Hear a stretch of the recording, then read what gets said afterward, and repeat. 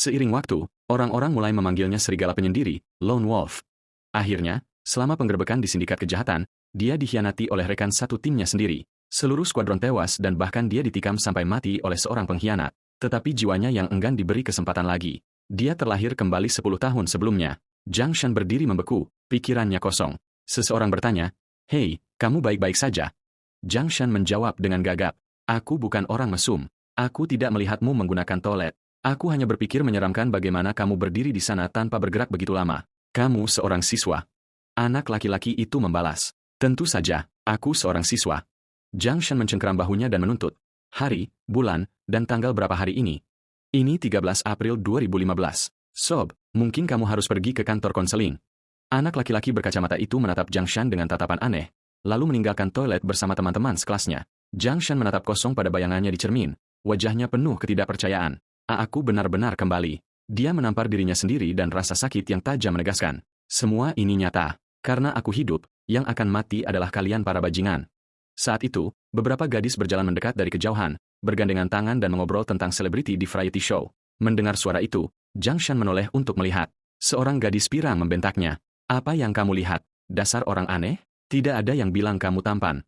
"Ya, kami sedang membicarakan Jackie." Kamu bergumam di pintu toilet dengan hidung berdarah itu menjijikan. "Lupakan saja. Ayo kita mandi saja." Mengawasi punggung mereka, dia tiba-tiba teringat hari ini adalah 13 April. Dia ingat sesuatu yang mengerikan telah terjadi pada hari ini. Jika dia ingin menulis ulang hidupnya, itu harus dimulai di sini. Dengan pemikiran itu, dia membawa ketel airnya dan melangkah ke asrama putri. Matanya mengamati jendela, tetapi tidak menemukan sesuatu yang tidak biasa. Di ambang pintu, dia bertanya, "Bolehkah aku masuk untuk mengambil air?" Persediaan di gedung pengajaran terputus lagi. Terputus lagi? Sialan sekolah bobrok ini. Jangan berani-berani melihat-lihat. Di dalam ruang air, Jiang Shan mengisi ketelnya sambil mengawasi waktu. Dulu, disinilah dia gagal menyelamatkan seorang gadis. Penyesalan yang menghantuinya selama 10 tahun. Kali ini, dia bertekad untuk memperbaikinya. Tiba-tiba, teriakan tajam terdengar. "Tolong, ada orang aneh yang mengintip para gadis mandi." Jiang Shan segera berbalik dan berlari menuju suara itu. Beberapa gadis berteriak pada seorang pria, "Jangan biarkan dia kabur. Tangkap dia." Kemarahan mereka langsung membuat pria itu marah. Detik berikutnya, dia mengeluarkan pisau. "Mundur, kalian mau mati." Enyah.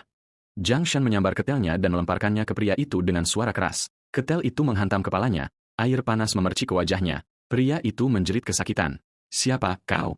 Aku akan membunuhmu." Tapi sebelum dia selesai, Jiang Shan sudah bergegas maju, menghantamkan tendangan lurus ke tengkoraknya. Pria itu terhuyung mundur beberapa langkah dan jatuh ke tanah, tetapi dia dengan cepat bangkit lagi. Dia mengayunkan pisau dengan liar ke arah Jiang Shan. Jiang Shan menghindar dengan mudah, mencengkeram pergelangan tangannya, dan memelintirnya dengan keras. Dengan teriakan kesakitan, pisau itu jatuh ke lantai. Jiang Shan mengangkat kakinya tinggi-tinggi dan memberikan tendangan brutal lagi ke kepala pria itu. Pria itu roboh ke tanah, benar-benar tidak sadarkan diri. Namun Jiang Shan masih belum berhenti. Dia menghantam wajah pria itu berulang kali, mencurahkan 10 tahun kemarahan yang terpendam. Beberapa saat kemudian, gigi depan pria itu hancur, hidungnya ambruk, dan wajahnya yang bengkak terlihat seperti kepala babi yang mengerikan. Menggumam melalui gigi yang patah, pria itu memohon, "Teman sekelas, hentikan. Lebih dari ini dan aku akan mati." Kemarahan Jiang Shan akhirnya mulai mereda. Tepat saat itu, suara manis tapi malu-malu berbicara. Jiang Shan mendongak dan membeku. Itu adalah gadis yang sama yang terbunuh di kehidupan sebelumnya. Pipi gadis itu memerah saat dia berkata dengan lembut, "Aku tahu kamu berani, tapi bisakah kamu tidak menatapku seperti itu? Itu membuatku sangat malu." Kata-katanya menyentuh sesuatu yang dalam di hati Jiang Shan. Beberapa saat kemudian, polisi tiba dan menyeret pria itu ke mobil patroli. Anak-anak menjatuhkan seorang kriminal bersenjata dengan tangan kosong. Itu mengesankan. Teknik kuncian sendi itu cukup profesional. Kamu berlatih di suatu tempat. Jiang Shan menjawab dengan tenang. Dipetik dari TV. Hanya gerakan gaya teknik yang bahkan tidak dipelajari oleh pramuka biasa. Dan kamu mendapatkannya dari TV.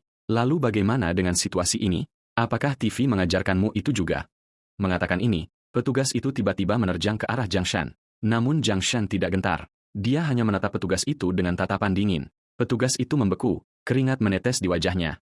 Niat membunuh seperti itu. Anak macam apa ini? Jiang Shan berkata dengan dingin. Petugas, mencekik warga sipil tidak sepenuhnya pantas, bukan? Gadis yang diselamatkan itu menarik lengan baju petugas dan berkata, "Paman petugas, jangan mempersulit dia. Aku bisa bersaksi bahwa orang aneh itu yang menarik pisau lebih dulu. Meskipun begitu, kamu tidak bisa memukuli seseorang hingga setengah mati." Tak lama kemudian, Jiang Shan melangkah masuk rumahnya. Di meja makan, duduk ibunya. "Bu, aku pulang." Jadi, kamu ingat di mana rumahmu? Lihat jam berapa ini. Makan malam sudah dingin. Kami menunggu dan kamu tidak pernah muncul. Kemana kamu pergi kali ini? Dan tas sekolahmu juga hilang. Apakah menurutmu ini cara seorang siswa harus bertindak? Ayahmu memanjakanmu. Tidak heran kamu punya begitu banyak kebiasaan buruk. Sana cuci tanganmu. Mendengar suara omelan yang akrab itu, Zhang Shan tiba-tiba kehilangan kendali dan memeluknya erat-erat. Ada apa? Apakah seseorang mengganggumu di luar? Jangan menangis, nak. Jangan menangis. Kenapa kamu terlihat sangat aneh hari ini? Apa kamu tidak enak badan? Terlalu banyak tekanan dari belajar. Zhang Shan tercekat dan berkata, Bu, jangan khawatir. Aku baik-baik saja. Mulai sekarang, aku akan selalu mendengarkanmu. Kamu baik-baik saja? Dengarkan aku. Aku akan senang jika kamu berhenti membuatku pusing. Kami tidak berharap kamu menjadi orang besar. Cukup selesaikan sekolah dan ayahmu akan mencarikanmu pekerjaan yang stabil di kantor pemerintahan. Mendengarkan omelan ibunya yang tiada akhir, Zhang Shan merasakan kehangatan membanjiri dadanya. Setelah makan malam, Zhang Shan berbaring di tempat tidurnya, mendesah pada dirinya sendiri. Betapa nostalgia, hari-hari ketika aku tidak perlu khawatir tentang peluru yang meledakkan kepalaku. Dia berpikir tentang bagaimana orang biasa harus memberikan segalanya hanya untuk mempertahankan sedikit kebahagiaan. Namun para penjahat bisa menghancurkan semuanya dengan mudah. Terlahir kembali sekali lagi, dia akan mengubah dunia ini dan tidak meninggalkan penyesalan. Keesokan paginya, Zhang Shan tiba di sekolah. Penjaga gerbang tua bahkan memberinya acungan jempol. Bahkan gadis-gadis kelas atas yang biasanya memandang rendah dia sekarang berbisik dengan minat. Itu Zhang Shan dari kelas 15. Melihat lebih dekat, dia lumayan tampan. Ya, dan cara dia bertarung kemarin, itu sangat kuat. Kerja bagus, Zhang Shan. Kepala sekolah akan memberimu penghargaan. Mendengar bahkan direktur mengatakan itu membuat Zhang Shan terdiam. Dia tidak pernah menyangka menyelamatkan seseorang akan menimbulkan kegemparan seperti itu. Apakah teman-teman sekelasnya akan sama? Tentu saja. Begitu dia mencapai pintu kelas, dia mendengar mereka bergosip. Itu dia. Menendang pintu, tinju seperti karung pasir, persis seperti adegan film. Shanzi, gerakan-gerakan itu kemarin gila. Sama seperti Chong Wei mengalahkan Liu. Mau belajar? Aku akan mengajarimu. Benarkah, Godfather? Tapi obrolan mereka mengganggu Yang Tin Li. Memangnya kenapa? Kamu bertarung sekali dan sekarang kamu bertingkah seperti memenangkan penghargaan. Berhenti pamer. Zhang Shan, mana PR bahasa Inggrismu tadi malam? Zhang Shan dengan santai menyerahkannya. Wah, Yong Tin Li sendiri yang mengumpulkan PR-ku. Aku merasa terhormat. Tapi Yong Tin Li menyeringai, merobeknya berkeping-keping. Ini tidak dihitung. Tulis ulang. Teman sebangku Zhang Shan melompat. Yang Tin Li, apa masalahmu? Kenapa merobek PR-nya? Laki yang menyeringai. Suruh dia menulis ulang 10 kali dan serahkan pada akhir hari. Kamu hanya mencari masalah.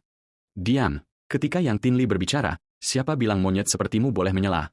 Tepat ketika mereka akan bentrok, Zhang Shan menghentikan temannya. Aku akan menulis ulang, tapi kamu harus minta maaf. Yang Tin Li mencibir. Minta maaf untuk apa? Suara Zhang Shan berubah dingin. Untuk keberanian murahanmu itu. Kata-kata itu memicu amarah Laki Yang. Dia melemparkan pukulan lurus ke arah Zhang Shan. Zhang Shan menghindar dengan mudah, tetapi tiba-tiba seorang gadis yang lewat hampir saja terkena. Dalam sekejap, Zhang Shan bergegas maju dan menariknya ke samping. Namun, hidungnya tergores. Mata Zhang Shan mengeras. Kamu sudah keterlaluan. Tangan yang melukai orang tak bersalah tidak pantas tetap utuh. Dengan itu, dia memelintir lengan laki itu dalam kuncian, lalu menarik dengan keras. Dengan bunyi retakan yang menjijikan, lengan anak laki-laki itu patah. Ketika Yong Tin Li melihat lakinya dipukuli, dia meraih bangku dan mengayunkannya ke arah Zhang Shan. Tapi Zhang Shan, yang pernah menjadi kapten pasukan khusus, sudah mengantisipasi gerakan itu. Dia berputar, mengunci leher Yang Tin Li, dan mengarahkan tinjunya lurus ke arahnya. Tepat saat itu, suara marah menggelegar. Keterlaluan. Zhang Shan, apakah kamu kecanduan berkelahi? Apakah kamu pikir sekolah ini milikmu? Beberapa gadis dengan cepat melangkah maju untuk menjelaskan. Kepala disiplin. Itu Han Chongyang. Tapi pria itu memotong mereka dengan kasar. Diam, Zhang Shan ke kantor sekarang. Yang Tin Li sementara itu mengenakan seringai puas. Di kantor, direktur memarahi. Bagaimana kamu bisa bentrok dengan Yong Tin Li secara langsung? Zhang Shan membalas dengan dingin. Jadi, ketika dia memprovokasiku, aku hanya harus menahannya. Direktur menghela napas, ayahnya bukan orang sembarangan. Bahkan kepala sekolah tidak akan berani melawannya. Kamu hanya akan menderita karenanya. Dia menambahkan dengan nada berat. Setiap pemuda pernah berdarah panas, tapi kamu harus tahu kapan harus menahan diri. Pergi tulis surat pernyataan dan bersikaplah mulai sekarang. Kembali di kelas, Zhang Shan disambut dengan sorakan. Pahlawan, kerja bagus. Itu keren.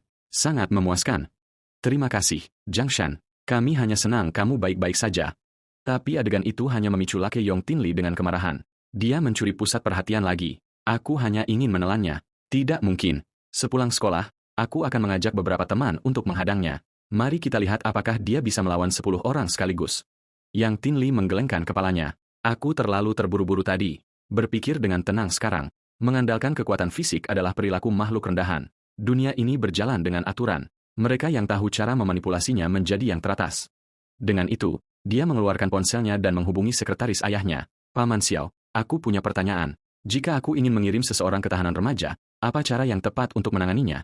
Saat itu, Lin 11, gadis yang diselamatkan Zhang Shan, mendekatinya. Terima kasih untuk kemarin. Apa kamu senggang malam ini? Ini kartu ayahku. Dia ingin berterima kasih secara langsung. Zhang Shan melirik ke bawah dan melihat tulisan Eastern Theater Command, Komando Palagan Timur. Jantungnya berdebar kencang. Lin Enbong, salah satu mayor jenderal termuda, bintang yang sedang naik daun di faksi militer yang lebih muda. Meskipun rumor mengatakan dia kemudian menjauh dari inti kekuasaan. Zhang Shan menerima kartu itu dan berkata dengan tenang, memusnahkan kejahatan hanyalah tugasku. Katakan pada Jenderal Lin dia tidak perlu khawatir tentang itu. Dengan itu, dia berbalik dan kembali ke kelas. Begitu Zhang Shan duduk, teman sebangkunya mencondongkan tubuh dengan penuh semangat. Jadi, apa yang Lin 11 inginkan? Ayahnya berencana menjadikanmu menantunya. Puas sekarang. Zhang Shan meliriknya, hanya untuk melihat kecemburuan di seluruh wajahnya. Cih, berhentilah membual. Saat itu, Yang Tin Li masuk. Zhang Shan, kepala sekolah memanggilmu ke kantornya. Sekarang. Saat Zhang Shan melangkah masuk ke kantor, kepala sekolah menunjuk jari padanya dan berteriak. Jika Han Chong mati, kamu adalah seorang pembunuh. Zhang Shan melihat laporan di tangannya dan mencibir. Patah tengkorak, tinta di cetakan ini bahkan belum kering. Dia tahu itu. Ini adalah ulah Yang Tin Li. Kemarin, dia bahkan tidak menyentuh kepala Han Chong. Bagaimana bisa ada patah tulang? Kepala sekolah meninggikan suara. Bicara, itu hitam di atas putih. Apakah kamu masih akan menyangkalnya? Zhang Shan memotongnya dengan dingin. Kalau begitu aku akan pergi ke rumah sakit sekarang dan menemui Han Chong sendiri. Mari kita cari tahu apakah itu kesalahanku atau kelalaianmu. Matanya terkunci pada kepala sekolah. Dan ini sedikit saran. Jangan ikut campur. Apa yang membuatmu begitu yakin ayah Yang Tin Li benar-benar bisa menutupi langit dengan satu tangan? Ketegasan kata-kata Zhang Shan membuat kepala sekolah terdiam. Dia tidak menyangka anak ini begitu tajam. Saat itu, dua polisi menerobos masuk. Zhang Shan, kamu dicurigai melakukan penyerangan yang disengaja. Ikut kami untuk diinterogasi. Yang Tin Li mengikuti mereka masuk, menyeringai. Zhang Shan, kamu pikir kamu bisa bermain denganku? Ini perpisahanmu. Tatapan Zhang Shan berubah dingin. Jangan terburu-buru, Yang Tin Li. Pertunjukan baru saja dimulai. Tak lama kemudian, dia dilempar ke ruang interogasi. Salah satu petugas melemparkan formulir pengakuan ke atas meja. Jujur, mengapa kamu berniat membunuh teman sekelasmu? Zhang Shan mencibir. Daripada membuang energi menginterogasiku, kenapa kamu tidak memeriksa catatan transfer di ponsel Han Chong? Ini mungkin interogasimu, tapi sampai pengacaraku tiba, aku tidak akan mengatakan sepatah kata pun. Dia mencondongkan tubuh ke depan. Naik lebih tinggi itu bagus, tetapi jika kamu merangkak naik dengan cara apapun, cepat atau lambat kamu akan jatuh, dan ketika kamu jatuh, semua dagingmu itu tidak akan menjadi apa-apa selain darah dan daging di tanah. Kata-kata itu menyentuh urat saraf. Kepala biro itu menggeram, memerintahkan Zhang Shan untuk diam. Dia menarik kerah Zhang Shan. Bocah kurang ajar. Kamu pikir aku tidak berani kasar padamu? Sebelum dia bisa menyelesaikannya, sebuah suara menyela dari luar. Kepala, kamu ada telepon. Siapa? Tidakkah kamu lihat aku sibuk? Itu dari markas komando teater. Zhang Shan tertawa. Silakan, kepala. Angkat teleponnya. Aku akan menunggu. Kepala biro itu membeku. Komando teater? Mengapa mereka menelepon sekarang? Mungkinkah ini benar-benar tentang anak ini? Melihat kepala biro ragu-ragu, Zhang Shan mencibir. Ada apa? Tidak ingin menjawab. Tidak punya pilihan. Kepala biro itu mengangkat telepon, hanya untuk diperintahkan di tempat untuk segera membebaskan Zhang Shan. Kepala biro itu masih mencoba berdebat, tetapi pria di ujung sana menendang pintu kantor hingga terbuka. Aku muak bertele-tele dengan birokrat sepertimu. Itu tidak lain adalah He Chongshan, ajudan Kolonel Lin Jinbong. Kepala biro itu mendesis, mencoba mempertahankan pendiriannya. Kamu tidak bisa masuk begitu saja. Ini bukan prosedur yang benar. Hong Shan tidak repot-repot mendengarkan. Dia mengeluarkan pistolnya dan menekannya ke dahi kepala biro itu. Kepala biro itu langsung menyerah, bergegas ke ruang interogasi bersama He Chongshan. Ini dia. Tidak ada yang terjadi. Sama sekali tidak ada. Suara He Chongshan memotong seperti pisau. Tidak ada yang terjadi? Lalu mengapa menangkapnya? Kamu punya nyali. Berani menyentuh orang Kolonel Lin. Kepala biro itu layu. Salah paham. Hanya salah paham. Mereka mungkin sedikit terlambat, tetapi masih tepat waktu. Ternyata sebelum menuju ke kantor kepala sekolah, Zhang Shan telah menyelipkan kartu Lin Jinbong kepada teman sebangkunya, memberitahunya jika dia tidak kembali segera, hubungi nomor itu. Zhang Shan tidak bisa menahan napas lega. Untung aku bermain hati-hati. Kalau tidak, rencana kecil Yong Tian mungkin berhasil. He Chongshan mengeluarkan dokumen resmi. Ini prosedur yang benar. Tanda tangani dan biarkan dia pergi. Kepala biro itu bergegas mematuhinya, mengumpat di dalam hati. Keluarga Yong benar-benar menendang piring besi kali ini. Lagi pula, pengaruh keluarga Lin di ibu kota mencapai langit. Dan dengan militer mendukung anak ini, dia bukan siswa biasa. Kepala biro itu berpikir dengan muram, dia lebih baik mencari cara untuk memperbaiki hubungan ini. Di dalam mobil setelahnya, He Chongshan melirik Zhang Shan dari kursi pengemudi. Siswa Zhang, kan? Terima kasih telah menyelamatkan putri komandan kami. Paman Lin menyelamatkan hidupku sekali juga. Jadi itu impas. Zhang Shan berkata. He Chongshan membalas. Cukup adil. Dia bilang kamu terampil. Seberapa terampil kita bicara? Tunjukkan padaku. Sebelum kalimat itu selesai, dia tiba-tiba melemparkan pukulan. Zhang Shan menegang, jadi dia mengujinya. He Chongshan pura-pura tidak bersalah. Oh, ayolah. Jangan begitu. Aku hanya ingin tahu. Saat dia berbicara, dia mengayunkan tinjunya. Zhang Shan menghindar dengan mudah. Sopir yang melihat keduanya bergumul di kursi belakang bergumam pelan. Pak, ada pos pemeriksaan di depan. He Chongshan menghela napas. Fiuh, untung kita tidak tertangkap. Aku tidak ingin menulis laporan. Tak lama kemudian, mobil berhenti. Komandan menunggu di lantai atas. He Chongshan berkata. Zhang Shan menuju ke dalam. He Chongshan menggosok bahunya. Anak ini aneh. Pertarungan jarak dekatnya luar biasa kuat. Kamu memar, Pak. Diam. Ambilkan aku salep. Kamu pasti siswa Zhang. Akhirnya bertemu denganmu. Silakan duduk. Zhang Shan membungkuk dengan sopan. Terima kasih, Paman Lin. Ekspresi Lin Jinbong menjadi berat. Tidak, aku yang seharusnya berterima kasih padamu. Dia putriku satu-satunya. Jika kamu tidak bertindak, aku berutang nyawa padamu. Zhang Shan menjawab dengan tenang. Pak, Anda menyanjung saya. Membela orang lain adalah apa yang akan dilakukan oleh orang yang baik. Lin mengangguk, masih menghadapi preman bersenjata secara langsung. Itu butuh nyali. Aku menghargainya. Lihat ini. Dengan itu, dia menyerahkan dokumen rahasia kepada Zhang Shan. Lin Jinbong berbicara dengan suara rendah. Wakil kepala distrik yang semakin gelisah akhir-akhir ini. Seperti pohon, jika ingin tumbuh subur dan kuat, ranting-rantingnya perlu dipangkas. Kamu mungkin menderita hari ini, tapi jangan khawatir. Yang dan putranya tidak akan tetap sombong untuk waktu yang lama. Mata Zhang Shan berkedip pada kata-kata itu. Di kehidupan masa lalunya, ayah yang Tin Li memang dijatuhkan sekitar waktu ini. Saat itu, sekitar 6 juta uang kotor menghilang, hanya untuk ditemukan kembali pada tahun 2024 di perkebunan keluarga yang ditinggalkan. Lin meliriknya. Siswa Zhang, apa yang kamu pikirkan? Zhang Shan tersenyum tipis, hanya bertanya-tanya jika rumah wakil kepala yang dirampok, wajah seperti apa yang akan dia buat. Sementara itu, di Villa Yong, seorang penjaga yang menyelesaikan shiftnya melihat seorang pemabuk pingsan di gerbang. Kesal, dia menendang pria itu. Pagi-pagi begini dan seorang pemabuk menghalangi jalan. Bangun, kamu tahu jalan siapa ini? Pria mabuk itu bergumam. Siapa yang berani menjawabku? Tuan muda. Penjaga itu tiba-tiba mengenalinya. Tuan muda Yong, apa yang terjadi padamu? Dia tergagap. Diam. Suara ini membuatku sakit kepala. Yang Tin Li menggerutu, menggosok bagian belakang kepalanya. Dia tiba-tiba merasakan sesuatu yang aneh di bawah tangannya. Rasa kesemutan yang aneh. Melihat ke bawah, dia melihat gumpalan rambut tersebar di tanah. Kemarahan berkobar. Dia berteriak, siapa yang melakukan ini? Aku akan menyuruh ayahku menghancurkannya. Satu sudah kami amankan, yang kedua akan menyusul. Seluruh keluargamu akan menanggung akibatnya bersama Gian Shan. Ayah, ada yang menggangguku lagi. Ayah, cari mereka dan tembak mereka.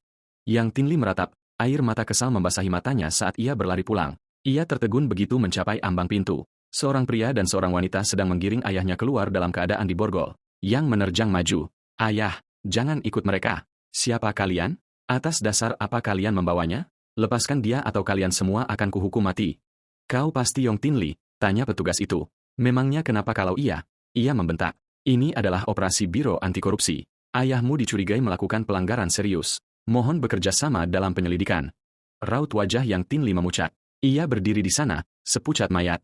Tin Li, kali ini ayahmu tidak bisa menyelamatkanmu, ujar seseorang dingin.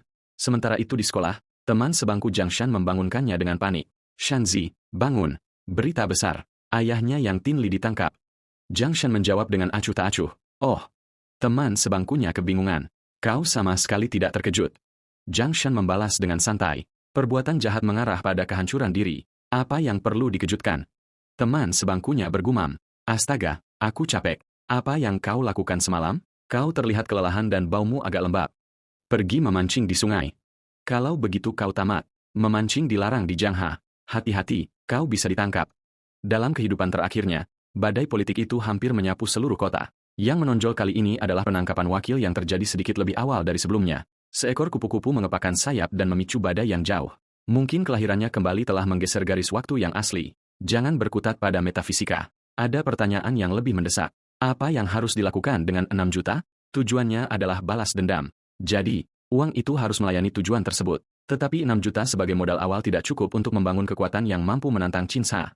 Mungkin menginvestasikannya untuk menumbuhkan modal pokok, membeli bangunan ini, dan menyewakannya mungkin. Terbiasa miskin, rencana paling realistis yang bisa ia pikirkan adalah menjadi tuan tanah. Seharusnya aku belajar lebih giat saat itu. Tenggelam dalam pikirannya, ia mencapai mulut sebuah gang. Di dalamnya, beberapa preman sedang menendang seorang pria yang tersungkur di tanah. Zhang Shan menggeleng. Distrik tua ini sudah gila. Banyak sekali berandalan akhir-akhir ini. Biarkan mereka memukulinya sebentar, baru kita intervensi. Ia bergumam. Kami ingin uangmu seolah-olah itu nyawamu. Tidak berguna. Stop. Aku tidak punya uang. Tolong ampuni aku. Orang-orang di sekitar berbisik. Bukankah itu semacam kepala biro? Orang-orang besar diinjak-injak, bahkan preman pun berani menggertak mereka. Menyedihkan. Salah satu preman mengeluarkan pipa baja. Orang tua masih belum takut? Kurasa kau tidak akan menangis sampai melihat peti matimu. Pria itu mengerang dan ambruk ke tanah. Para preman terdiam, menatapnya, terbaring tak bergerak. Apa dia mati? Tak satu pun dari mereka bisa memastikannya. Yang memegang pipa mengertakkan gigi dan mengangkatnya lagi, siap menghantam. Tepat saat pukulan itu hendak jatuh, Zhang Shan bergerak, menerjang maju dalam satu lompatan. Tendangannya membuat preman itu terlempar. Pria yang terjatuh mendongak kaget. Ia tak pernah menyangka penyelamatnya adalah Zhang Shan. Zhang Shan menyeringai. Wah, Direktur Dong, kantor terlalu pengap untukmu? Apa yang membawamu merangkak keselokan seperti tikus? Direktur Dong mendongak terkejut. Zhang Shan, apa yang kau lakukan di sini? Zhang Shan menjawab dengan dingin. Lucu, aku hampir menanyakan hal yang sama padamu. Kau seharusnya menjadi direktur. Kenapa kau jadi begini? Tatapan Dong berkedip. Ia bergumam, aku sedang melakukan inspeksi penyamaran sebagai petugas berpakaian preman. Zhang Shan sudah curiga. Ia menarik Dong ke atas dan mengejek. Jangan bercanda. Bahkan seorang kaisar bepergian dengan 2 pengawal saat menyamar. Akting berpakaian premanmu itu nol kesadaran situasional. Dong dengan cepat mencoba berputar. Baiklah, kalau begitu. Xiao Zhang, ikut ujian pegawai negeri sipil polisi dan jadilah pengawalku. Zhang Shan memotongnya. Jangan konyol. Ada urusan lain yang harus kubicarakan denganmu. Dong bergegas menyahut. Baik, baik. Tidak masalah. Mobilku ada di dekat sini. Mari kita bicara di sana. Kau punya potensi sungguhan, nak. Zhang Shan memperhatikan para preman yang tercengang dan bergumam. Anak-anak ini tidak punya rasa tanggung jawab, selalu bertindak impulsif. Dong tiba-tiba menyadari dan buru-buru berkata, benar, bocah-bocah ini baru saja remaja. Kami berutang padamu hari ini. Kalau bukan karenamu, orang tua ini pasti sudah tamat. Zhang Shan menyela. Keamanan distrik lama perlu dibersihkan. Terlalu banyak masalah. Dong langsung setuju. Tentu saja, ini mendesak, tapi Jenderal Lin sangat terlibat. Paman Lin peduli dengan keamanan lokal. Dong melanjutkan. Dan Dong ingin menaiki tangga. Pekerjaan berpakaian preman saja tidak akan berhasil. Kau butuh hasil yang solid. Dong menatap Zhang Shan. Apa maksudmu? Zhang Shan tersenyum tipis. Aku punya cara untuk menghasilkan uang. Aku hanya kehilangan mitra yang dapat dipercaya. Blok Timur Distrik Lama dijadwalkan untuk pembongkaran segera. Mata Dong melebar. Maksudmu mengambil posisi di depan kurva? Dong menambahkan, itu akan membutuhkan modal dan koneksi besar. Zhang Shan menyela. Aku punya uang tunai, dan aku bisa menarik koneksi. Yang kubutuhkan adalah seseorang yang bisa menangani masalah. Seseorang di dalam yang akan memastikan semuanya legal dan rapi. Tergantung apakah Direktur Dong ingin mendapatkan sedikit uang pensiun. Kata Zhang Shan sambil menyeringai. Dong terdiam lama, tenggelam dalam pikiran. Lalu ia mengangguk tegas. Jika kau percaya padaku, aku juga akan percaya padamu. Mulai sekarang, kau seperti keponakanku sendiri. Apapun yang kau butuhkan, katakan saja. Senang berbisnis, Paman Dong. Ngomong-ngomong, bagaimana kau bisa tahu tentang rencana pembongkaran itu? Keluarga Lin memberitahumu. Kau menebak, keponakan, ya? Kau licik, Paman. Keesokan paginya, Zhang Shan kembali ke sekolah. Ketua kelas bergegas menghampiri dan tiba-tiba berlutut dengan suara keras. Zhang Shan, aku mohon padamu. Aku salah sebelumnya. Aku bodoh. Tolong, demi masa lalu, selamatkan ayahku. Kau satu-satunya yang bisa bicara dengan keluarga Lin. Tolong suruh mereka membebaskannya. Aku akan melakukan apa saja. Kau ingin aku berlutut? Aku akan berlutut. Saat ia membungkuk, wignya terlepas, memperlihatkan kepala yang benar-benar botak. Seluruh kelas terdiam. Sesaat kemudian, ruangan itu pecah dalam tawa. Yo, sudah tercerahkan, botak. Tidak, lebih seperti terlahir kembali. Diam, hentikan tawa itu. Yong Tinli meraung, wajahnya memerah karena marah. Zhang Shan berkedip. Tunggu, kenapa dia mencukur dirinya hingga botak? Hasil karyaku tidak cukup bagus. Ketua kelas terlihat siap menangis. Sial, seharusnya aku tidak membiarkan si bodoh itu memperbaikinya untukku. Sekarang aku terlihat konyol. Zhang Shan menghela napas. Bangun. Seorang pria seharusnya tidak berlutut seperti itu. Itu menyedihkan. Ketua kelas mendongak, matanya penuh harapan. Kau akan membantuku. Nada bicara Zhang Shan berubah dingin. Aku tidak pernah mengatakan itu. Ayahmu melanggar hukum. Kau tahu itu lebih baik daripada siapapun. Daripada mencari koneksi, mulailah bekerja sama dalam penyelidikan. Sekarang, pergi. Kelas akan dimulai. Menyadari Zhang Shan tidak akan membantu. Ketua kelas menyeka air matanya. Saat ia pergi, ia melontarkan ancaman. Tunggu saja. Zhang Shan, apa? Aku kalah. Kau juga akan kalah. Teman sebangku Zhang Shan terkekeh. Bro, dia kehilangan rambutnya. Kau pikir dia mengutukmu untuk menjadi botak juga? Malam itu, ketua kelas mengumpulkan beberapa preman jalanan di gang belakang. Bos Yang, apakah kita benar-benar harus melakukan ini malam ini? Kita masih sakit dari kemarin. Fatih dan yang lainnya masih di rumah sakit. Diam. Siapkan semuanya. Para bawahan menurut, menyalakan molotov koktail dengan tangan gemetar. Salah satunya ragu.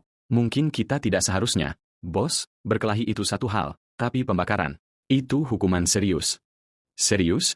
Omong kosong. Itu hanya akan terlihat seperti kecelakaan. Mengerti? Sekarang pergi dan bakar bersih. Biarkan Zhang Shan merasakan bagaimana rasanya neraka. Tepat saat salah satu dari mereka hendak melemparkan botol, suara tenang menggema dari bayang-bayang. Yo, monitor yang menulis puisi di bawah jendelaku tengah malam. Yang membeku. Siapa di sana? Keluar. Jangan main-main denganku. Ia berbalik dan kakinya lemas. Itu adalah Zhang Shan. Zhang Shan melangkah ke cahaya, nada suaranya tenang dan tajam. Ini aku. Kita bertemu lagi. Mau memberitahuku apa yang kau lakukan di luar rumahku? Kau seharusnya sudah tidur. Sialan. Hei, kalian berdua, tangkap dia. Tetapi para preman itu ragu. Bos, dia yang menghajar kami kemarin. Dan bagaimana aku memperlakukanmu? Hah? Sekarang kesempatanmu untuk membayarku kembali. Tidak peduli bagaimana ia berteriak, tidak ada yang berani bergerak. Zhang Shan menyeringai. Tidak perlu berkelahi siapa yang duluan. Kalian semua akan berakhir sama. Dalam sekejap berikutnya, ia menerjang maju. Telapak tangannya menghantam seperti cambuk di udara, menghantam langsung ke wajah salah satu preman. Darah menyembur saat pria itu ambruk, wajahnya hancur. Mata Zhang Shan bersinar merah, kehadirannya liar dan mencekik. Ia menatap dingin pada tubuh-tubuh di tanah. Molotov koktail yang jatuh dari preman itu meledak saat benturan. Api menyebar dengan cepat. Sampah tak berguna. Yang meraung. Kau pergi bunuh dia. Preman terakhir menatap mata merah darah Zhang Shan dan membeku. Lalu ia berbalik dan lari. Sial. Aku baru ingat aku meninggalkan gas menyala di rumah. Bos, semoga beruntung. Pengkhianat. Yang berteriak padanya. Setelah semua yang kulakukan untukmu. Saat ketua kelas mencoba terus berteriak, Zhang Shan mendongak ke arahnya dan bertanya dengan dingin, masih menatap. Jadi, bagaimana kita akan menangani ini? Ketua kelas berkeringat dingin. Ketakutan mencengkeramnya. Ia meraba-raba molotov koktail dan mengancam, jangan mendekat. Satu langkah dan aku akan membakar rumahmu. Sebelum kata-kata itu selesai, Zhang Shan sudah berada di dekatnya. Dalam detik berikutnya, Zhang Shan mencengkeram lengan ketua kelas dengan kuat. Ketua kelas merasakan lengannya remuk. Ia tak berdaya. Tidak mungkin ia bisa mengalahkan pria ini. Ia memohon, tunggu, aku hanya bercanda. Ayolah, kita teman sekelas. Tolong ampuni aku. Senyum Zhang Shan berubah dingin dan lapar. Teman sekelas? Baiklah, lakukan satu hal untukku. Diam. Kemudian ia mendaratkan pukulan berat. Tutup mulutmu. Bagaimana jika kau membangunkan ibuku? Ketua kelas dipukuli dengan kejam. Tangisannya mereda setelah waktu yang lama. Tak lama kemudian, mobil polisi tiba di lokasi kejadian. Penduduk setempat menunjuk dan berteriak, kami sudah bilang, tangkap pria botak licik itu. Ketua kelas yang berdarah itu memprotes saat mereka membawanya pergi. Tangkap aku? Apakah kalian buta? Dia yang memulai. Dia bahkan mematahkan kakiku. Ia membentak Direktur Dong. Dong Li, kau bajingan tak tahu terima kasih. Setelah semua yang ayahku lakukan untukmu. Dong hanya tersenyum. Tuan Muda Yong, sepertinya ayahmu tidak pernah mengajarimu bagaimana menjadi pejabat yang baik. Pelajaran pertama adalah membaca situasi. Jika kau tidak bisa melihat medannya, bermain api hanya akan membakar dirimu sendiri. Setelah ketua kelas dibawa pergi, Dong menatap Zhang Shan sambil menyeringai. Larut malam. Terima kasih sudah menanganinya. Nah, bagaimana kalau aku memberimu proyek agar kau sibuk? Zhang Shan tidak repot-repot memberinya muka. Ia berbalik. Tidur. Aku ada pekerjaan nyata besok. Keesokan paginya, Zhang Shan tiba di distrik tua yang kumuh. Direktur Dong melangkah hati-hati melalui jalan berlumpur, mengerutkan kening. Sial, lihat tempat ini, penuh lubang. Kau benar-benar berpikir ada uang di sini? Bahkan pembongkaran tidak akan menghasilkan banyak. Zhang Shan menyeringai dalam hati. Terakhir kali, 17 orang menjadi jutawan tepat di sini. Hei, biar ku berikan sedikit informasi orang dalam. Zhang Shan menyeringai. Seluruh area ini akan segera dimasukkan dalam rencana perluasan kota satelit. Begitu zona teknologi tinggi pindah, harga tanah akan melonjak, begitu juga pembayarannya. Direktur Dong tertawa terbahak-bahak. Haha, kau bahkan tahu berita orang dalam seperti ini. Kurasa aku memilih mitra yang tepat. Bagus, pikir Zhang Shan. Dengan rubah tua ini di sisiku, aku bisa mengukir sepotong besar dari peta pembongkaran. Ayo, Direktur Dong, masih banyak tempat yang harus diperiksa. Mereka tiba di sebuah bar lusuh bernama Slow Time dengan tanda dijual tergantung di pintu. Bos, tanda tangan di sini. 15.000, semuanya milikmu. Dong melihat-lihat ke dalam. Tidak buruk sama sekali. Kenapa dijual? Pemilik menghela napas. Anakku menumpuk utang judi. Para lintah darat datang setiap hari. Jika aku tidak membayar, mereka akan mengambil bangunan itu. Dong membanting telapak tangannya di konter. Keterlaluan. Sungguh anak tak tahu diri. Zhang Shan mengerutkan kening. Penagih utang muncul tepat sebelum pembongkaran. Itu terlalu kebetulan. Siapa dia? Tanya Zhang Shan. Siapa lagi? Pria itu bergumam. Chun Jinhu, si harimau. Yang aneh adalah dia terlihat lebih tertarik pada bar ini daripada utang itu sendiri. Aku takut sesuatu akan datang. Dia terlihat cepat menjual. Zhang Shan terdiam sesaat. Kemudian ia tersenyum tipis. Aku mengerti. Jadi orang itu mengincar distrik lama juga. Direktur Dong ingin merayakan dengan minum, tetapi Zhang Shan sudah berjalan keluar. Simpan kontraknya baik-baik, Direktur. Ini bukan saatnya untuk bersantai. Orang lain sedang menunggu kesempatan yang sama. Sementara itu, seorang pria mengepulkan asap cerutu. Di sampingnya, seorang wanita seksi mendesah. Harimau, berhentilah menatap jalanan kumuh itu. Bukankah aku pemandangan yang lebih baik? Pria itu tidak berbalik. Ia hanya berkata dengan arogan, apa yang kau tahu? Seorang raja menginspeksi kerajaannya sendiri.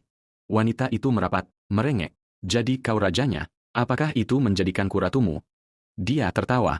Kau ratuku. Pria ini telah memerintah malam-malam Gianchong selama 20 tahun. Raja Malam, Chun Jinhu Kasino, Lintah Darat, Pegadaian, Transportasi. Operasinya berjalan di seluruh kota. Beberapa orang memanggilnya Chun Separuh Kota. Dan orang-orang bilang setelah tengah malam, dialah yang benar-benar menguasai kota ini. Pada saat itu, sebuah mobil melambat hingga berhenti di dekatnya. Direktur Dong bergumam dari dalam. Xiao Zhang, Chun Jinhu adalah anjing gila. Jika dia menancapkan giginya pada kue pembongkaran, selain itu, kabarnya dia terhubung dengan keluarga Chun di ibu kota. Perut Zhang Shan terasa bergejolak. Mungkinkah keluarga Chun? Dalam kehidupan masa lalunya, keluarga Chun lah yang menghabisinya. Ia berpikir dalam hati, jadi, mereka sudah muncul. Suatu hari, aku akan memandikan keluarga Chun dalam darah. Direktur Dong, melihatnya diam, bertanya, tunggu, apakah kau tahu keluarga Chun? Zhang Shan mendengus dingin. Kau sebagian benar, Chun Jinhu hanyalah anjing gila, anjing yang dipelihara oleh Chun. Jika anjing itu berani meraih apapun, aku akan memotong cakarnya dulu. Dong tua, kau terus atur akuisisi properti. Aku akan membiayai uangnya, serahkan sisanya padaku. Zhang Shan menatap keluar jendela. Utang lama dengan Chun. Kehidupan ini aku akan mulai dengan menagih bunga. Sementara itu, di pihak Chun Jinhu, sebuah laporan sampai padanya dan ia menjadi sangat marah. Seseorang telah membajak kesepakatan bar di distrik lama. Bawahannya tergagap. Ya, cerita mengatakan orang tua itu menjual tempat itu. Chun Jinhu menampar wajah bawahannya dan mendengus. Tidak bisa dipercaya. Kau mengacaukan hal sekecil ini. Apa gunanya dirimu? Perangkap, membius orang, dan kau masih disergap. Apa yang telah kau lakukan? Cari tahu siapa yang melakukannya. Saat itu, seorang pria berlari masuk. Petugas gerbang menyahut. Manajer, kau akhirnya di sini. Harimau marah besar di luar sana. Manajer itu mengeluarkan ponselnya begitu ia masuk dan mencoba menenangkan harimau. Ayolah, bos. Harimau, santai saja. Kita akan menyelidiki dengan benar. Ia mengangkat layar ke Chin Ho. Lihat foto ini. Terlihat seperti seorang pelajar. Pria bersamanya terlihat seperti Dong. Dong? Penjilat yang itu? Bagaimana dia masih berdiri setelah yang jatuh? Siapa pelajar itu? Tidak terlihat seperti dari dunia bawah. Dong adalah kepala distrik. Tidak bisa sembarangan berkelahi dengannya. Cari tahu segalanya tentang pelajar ini. 3 hari, berkas lengkap di mejaku. Dan kau, pria cantik, suruh orang mengawasi bar itu. Lihat apa langkah mereka selanjutnya. Satu kesalahan dan aku akan mengebirimu dan membuatmu menghilang. Sementara itu, Zhang Shan dan teman-temannya sedang menunggu di pintu belakang klub malam Chun Jinhu. Salah satu dari mereka mencengkeram Zhang Shan dengan gugup. Shanzi, ini wilayah harimau. Ku dengar dia kejam. Zhang Shan tenang. Memangnya kenapa? Ikuti rencana. Kau tetap di sana. Mainkan ponselmu. Ini akan cepat selesai. Jika terjadi sesuatu yang salah, aku yang akan menanggungnya. Kau tidak akan terluka. Anak itu ragu. Kita masih muda. Tempat ini penuh maksiat. Zhang Shan menggoda. Tidak mau konsol baru itu lagi? Kalau begitu pulang sana. Akhirnya, anak-anak itu tinggal demi janji sebuah game. Zhang Shan memberi isyarat kepada mereka untuk bersembunyi dan berbisik. Tunggu sinyalku. Kaisar bawah tanah. Hah, hari ini, aku akan bertemu dengannya muka dengan muka, pikirnya. Dengan tangan di saku, ia berkata dengan percaya diri. Jangan kecewakan aku. Untungnya, pengalaman kehidupan terakhirnya dalam penggerbekan anti judi berarti ia tahu tentang pintu masuk rahasia. Ia melangkah dan mengetuk. Sebuah lubang kecil terbuka dan orang asing mengintip keluar. Tidak ada urusan malam ini. Pergi, bentak pria itu. Pikiran Zhang Shan berputar. Ia telah membaca berkas kasus. Tidak ada urusan malam ini adalah kode frasa. Ia menjawab dengan benar. Bisnis atau tidak tergantung pada keberuntungan. Lubang itu terbuka dan mereka membiarkannya masuk dengan hormat. Tuan, Anda wajah baru di sini. Zhang Shan dengan santai memamerkan seikat uang tunai. Kalian akrab dengan ini? Ia menyeringai dan bertanya. Jadi, apa yang menyenangkan di sini? Tunjukkan padaku. Ia bertepuk tangan dengan lembut. Sesaat kemudian, barisan gadis kelinci berseragam melambai keluar, menyapa para tamu dengan senyum manis. Saat Zhang Shan memasuki kasino, ia melihat seorang pria berlutut memohon. Tolong pinjami aku sejumlah uang untuk memenangkannya kembali. Keluargaku akan kehilangan rumah kami. Salah satu gadis kelinci terkikik. Beberapa orang memang dikutuk, tapi Anda, tampan, terlihat beruntung malam ini. Anda akan keluar dengan kaya. Zhang Shan mencibir. Judi bukanlah tentang keberuntungan. Gadis kelinci itu memiringkan kepalanya. Lalu tentang apa? Kau bekerja di sini. Kau seharusnya tahu lebih baik. Hei, tukar 10.000 dalam chip. Dalam sekejap, tumpukan chip diletakkan rapi di depannya. Kebanyakan orang berpikir judi diatur oleh keberuntungan. Kenyataannya, ini semua tentang psikologi. Dalam beberapa trik kecil. Zhang Shan mengambil tempat duduknya dan memulai rencana malam itu. Ia melirik kartunya. Aceh hati, King Sekop, Queen Keriting. Bukan flus, tapi lumayan. Kemudian ia memperhatikan seorang pria gemuk di sampingnya. Telinganya berkedut. Otot wajahnya menegang ke atas. Tangan yang bagus, tidak diragukan lagi. Pria berambut panjang di seberang meja tetap tenang, tak terbaca. Tapi kuku kelingkingnya yang panjang bukan hanya untuk gaya. Mungkin digunakan untuk menggaruk tanda rahasia di kartu. Bandar berbicara dengan sopan. Semua selesai melihat, ada kenaikan. Pria gemuk dan pemain berambut panjang keduanya menaikkan taruhan. Melihat Zhang Shan diam, Bandar bertanya. Bagaimana dengan Anda, anak muda? Ikut atau lipat? Tanpa sepatah kata pun, Zhang Shan mendorong seluruh tumpukannya ke depan. Semua masuk. Pria gemuk itu terkesiap. Anak ini mendorong. Tangan macam apa yang dia miliki?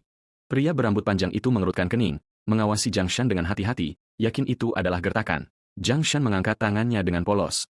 Hei, Tuan Bandar, baru pertama kali bermain. Jika tanganmu sangat kuat, lebih baik bertaruh lebih banyak, kan? Bandar itu berkedip, lalu tersenyum canggung. Yah, bisa dibilang begitu. Pria gemuk dan pria berambut panjang ragu-ragu, benar-benar terlempar, dan melipat. Menurut aturan, Bandar mengumumkan, pot ini milik anak muda ini. Tolong buka kartu Anda sebelum diacak. Zhang Shan dengan tenang membalik kartunya. Kedua pria itu membeku. Sangat kuat, itu dia. Lebih kecil dari punyaku. Kupikir itu flus atau semacamnya. Sialan, kita kena gertak. Saat mereka menuntut pertandingan ulang, Zhang Shan mengumpulkan chipnya dengan seringai. Meja berikutnya, trik yang sama tidak berhasil 2 kali. Mata gadis kelinci itu melebar ketika ia melihatnya kembali. Tangan penuh kemenangan. Wow, tampan. Anda sudah memenangkan semua itu. Sudah kubilang, bintang keberuntungan malam ini. Zhang Shan menjawab dengan dingin. Karena aku sangat beruntung, bagaimana kalau aku membelikanmu minuman? Lalu menambahkan dengan datar. Lupakan saja, Tante. Aku masih sekolah. Tante itu menghantamnya seperti belati. Sebelum ia bisa membalas, Zhang Shan bertanya. Ngomong-ngomong, Tante, ada permainan yang lebih cepat di sekitar sini. Ia memutar matanya tetapi memaksakan senyum. Mencari kegembiraan? Coba yang itu. Tak lama, Zhang Shan berada di meja dadu. Bandar mengocok cangkir dengan keras. Dadu berdentang di dalamnya dengan ketukan berirama yang renyah. Zhang Shan menutup matanya, mendengarkan. Pola pantulan, sudut jatuh. 4, 5, 6. Nada terdengar teredam. Tiba-tiba, matanya terbuka. Dapat. Mata terakhir mendarat, 6 menghadap ke bawah. Bandar berseru. Taruhan terakhir, silakan. Tidak ada lagi setelah ini. Zhang Shan mendorong semua chipnya ke depan. Semua masuk, besar. Mata Bandar melebar. Semua masuk lagi. Anak ini terus-menerus menang. Seperti yang diharapkan, dadu berhenti di 4, 5, dan 6. Kemenangan besar. Kerumunan meledak. Bandar mengerutkan kening. Bagaimana anak ini menang setiap putaran? Dia bahkan tidak memakai kacamata X-ray. Hei, Zhang Shan mendesak dengan malas. Teruslah, aku mengantuk. Mari menangkan ini dengan cepat agar aku bisa pulang. Bandar mengumpat dalam hati. Menang cepat? Jika kau menang lebih cepat, aku harus menjelaskan ini kepada bos. Sementara itu, setiap gerakan Jiang Shan sedang diawasi melalui umpan pengawasan. Kembali di lantai, Jiang Sound sudah dalam rentetan kemenangan, chip menumpuk seperti gunung mini. Para penjudi di sekelilingnya bergumam kagum. Astaga, dia naik jutaan. Apakah dia semacam dewa judi? Yang lain berbisik, lebih seperti orang mati berjalan. Bos akan marah. Bahkan mungkin akan menjualnya untuk membayarnya kembali. Pada saat itu, pintu bagian dalam kasino terbuka. Dua penjaga kekar mengawal seorang wanita keluar. Elegan, tenang, tetapi memancarkan tekanan mematikan. Minggir, katanya kepada Bandar dengan dingin. Aku yang akan menangani yang satu ini. Matanya bertemu dengan mata Jiang Shan di seberang meja, tajam menilai. Jiang Shan membeku selama setengah detik. Dia terlihat familiar. Manajer mengumumkan dengan keras. Hadirin sekalian, mulai putaran ini, Nona Noama Chizuru sendiri yang akan melayani tamu kita. Jantung Jiang Shan berdebar. Noama Chizuru, dia seharusnya berada di segitiga emas. Chizuru menjalankan jarinya di atas cangkir dadu. Nadanya sedingin es. Tuan, pasang taruhan Anda. Izinkan saya melayani Anda secara pribadi. Kenyataannya mereka sudah bertemu lama. 17 Mei di Tokyo Shibuya. Berisik, berbahaya, kacau, hidup. Itu adalah Shibuya di malam hari. Namun kekacauan itu membawa semacam keindahan yang langka. Jiang Shan telah menutup matanya, menikmati rasa minumannya. Kemudian Shizuru mencondongkan tubuh dan berbisik. Tuan Jiang, jangan tutup mata Anda. Tatapan Anda, itu seperti serigala. Saya suka api dingin di dalamnya, jadi tolong terus lihat saya. Jiang Shan ingat, Chizuru malam itu seperti kucing berbahaya. Kucing tidak peduli dengan rahasiamu, bisiknya. Ia hanya ingin membuatmu bahagia malam ini. Biarkan aku menemanimu. Ia agak mabuk, kata-katanya lebih lembut daripada sutra. Untuk benar-benar mendengarkan dadu, dia berkata, kau harus merasakan napas cangkir. Mengamati bahasa terkecil dari otot lawanmu, sama seperti kau bisa merasakan detak jantungku sekarang. Ingatan itu hancur saat suara dadu membawanya kembali. Shizuru sudah mengocoknya. Jiang Shan menutup matanya, mendengarkan dengan saksama. Setiap gerakan kecilnya jelas dalam indranya. Ketegangan lehernya, pergeseran pakaiannya, ritme di pergelangan tangannya. Kemudian ia berhenti, meletakkan cangkir dadu dengan keanggunan, memberi isyarat padanya untuk bertaruh. Jiang Shan menyeringai. Semua masuk, 3 triple. Shizuru membeku. Semua masuk pada triple? Tidak mungkin. Bagaimana dia bisa tahu? Jiang Shan memberi isyarat dengan tenang. Silakan, Nona Noama. Buka. Ia menggigit bibirnya dan mengangkat cangkir. 3 triple. Seluruh kasino terdiam. Sangat sunyi rasanya tidak nyata. 5 juta berlipat ganda. Manajer tergagap, wajah pucat. Kita kehilangan uang. Di ruang pemantauan, Chun Jinhu meraung. Siapa yang main-main denganku? Aku akan menangkapnya hidup-hidup. Alaki menerobos masuk terengah-engah. Bos, aku melihatnya. Itu pelajar yang membeli bar Anda. Apa? Dia membeli bar saya dan mengambil uang saya? Apa dia sudah gila? Hei, hei, siapa? Ambil pedang dan ikut aku. Aku akan menggali leluhurnya jika perlu. Sementara itu, Jiang Shan menguangkan di konter, mendial teleponnya. Yo, Deng. Ya, giliranmu. Sesaat kemudian, Chun Jin menyerbu masuk bersama anak buahnya. Kau bajingan kecil, hancurkan tempatku dan coba lari.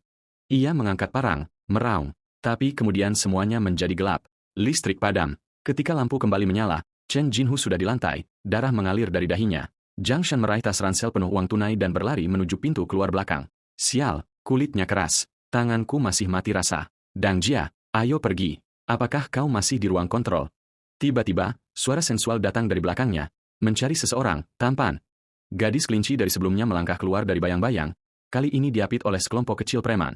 Ia berkata dengan dingin, katakan padaku, nak, apakah kau mencari masalah? Sebelum ia bisa menyelesaikan, Jiang Shan memotongnya dengan satu baris. Tante, minggir, maukah kau? Aku mencoba pulang. Gadis kelinci itu meledak. Kau bocah kecil, jangan panggil aku tante. Tangkap dia sekarang. Tidak ada yang keluar dari kasino ini dengan uang rumah. Bawa kembali. Seorang preman menyeringai. Ah, bersikaplah masuk akal dan serahkan. Jika kami menghajarmu, jangan mengeluh tentang wajah cantikmu yang hancur. Jiang Shan merasakan sekejap kegelisahan. Sial, dari semua hal, aku tidak berencana membuat wanita di sini marah. Gadis kelinci itu menatapnya dengan tajam. Kau tidak hanya menyeberangiku, kau menyeberangi harimau. Jiang Shan mengangkat bahu. Hah? Kelinci melayani harimau. Baiklah, hanya beberapa ikan kecil lagi untuk digoreng.